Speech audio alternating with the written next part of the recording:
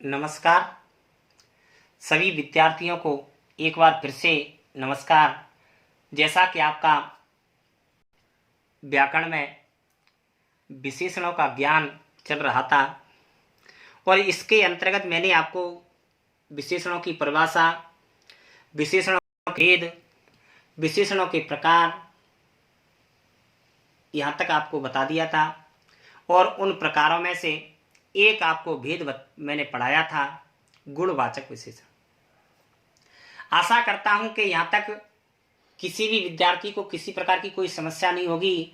यदि किसी प्रकार की समस्या होती है तो वो मेरे से पर्सनल फोन करके पूछ सकता है। अगला जो विशेषणों का भेद होता है वो आपका भेद है संख्यावाचक विशेषण।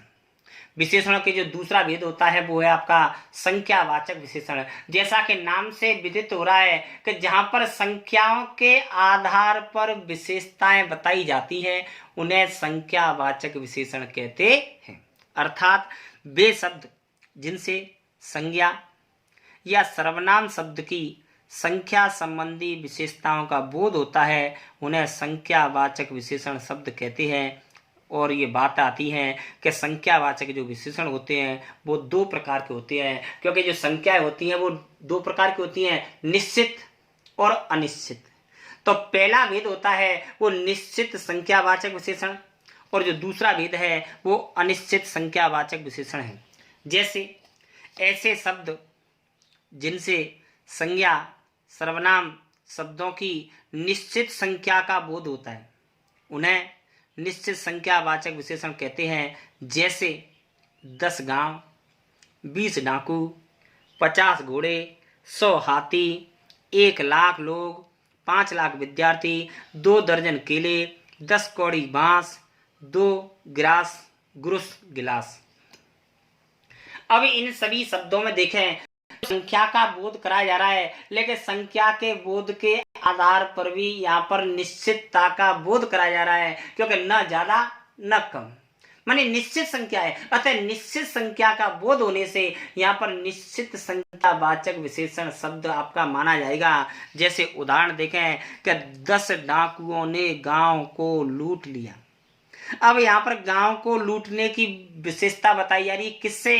कि 10 डाकुओं से। अब उस गांव को लूटने वाले डाकुओं की संख्या न तो 9 होने वाली है न 11 होने वाली है। ये संख्या आपकी निश्चित है, क्योंकि 10 डाकू का मतलब 10 डाकू। अतः यहाँ पर निश्चितता का बोध होने के कारण यहाँ पर निश्चित संख्यावाचक विशेषण है।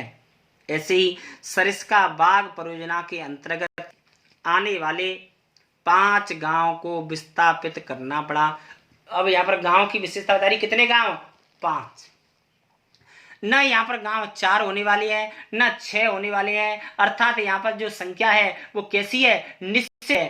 पहली बात आती है कि इसमें संख्या का बोध, अर्थात इनको हम गिन सकते हैं ना भाई, 5, 1, 2, 3, 4, 5 ऐसे करके हम उनको अंकों के आधार पर अपनी उंगलियों पर किसी भी आधार से हम उनको गांव को गिन सकते हैं। अतः गिनने के कारण ये सभी किसमें बोध होता है? संख्या में बोध होता है। और संख्या भी आपके दो तरह की होती है, निश्चित और अनिश्चित।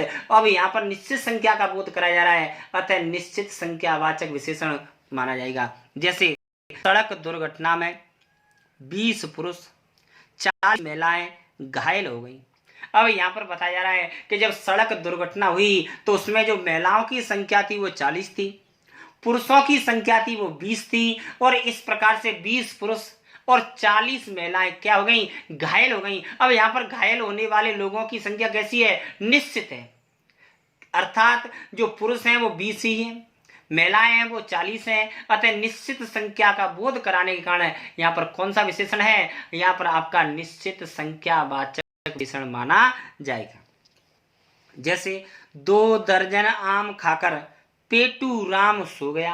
अब यहाँ पर 1 दर्जन में 12 आते हैं, तो 2 दर्जन का मतलब 24। अब इन दर्जन को हम गिनेंगे ना भाई, तोलेंगे, क्योंकि यहाँ पर अगर किलो की बात आती है तो किलो की बात आने पर तो यहाँ पर यह परिमाणवाचक हो जाता, लेकिन यहाँ पर जब दर्जन की बात आती है तो दर्जन का मतलब निश्चित है कि कितने? 24। 1 दर्जन में 12 है तो 12 दूनी 24 जब यहाँ पर निश्चित संख्या का बोध कराया जा रहा है, अतः यहाँ पर कौन सा है, निश्चित संख्यावाचक विशेषण माना जाएगा। कौन सा माना जाएगा, निश्चित संख्यावाचक विशेषण माना जाएगा।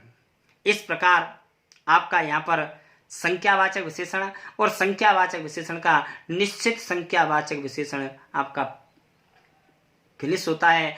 अगला जो आपका जो इसी का भेद है अनिश्चित संख्यावाचक, जो आपको अगले वीडियो में बताया जाएगा। तब तक के लिए नमस्कार।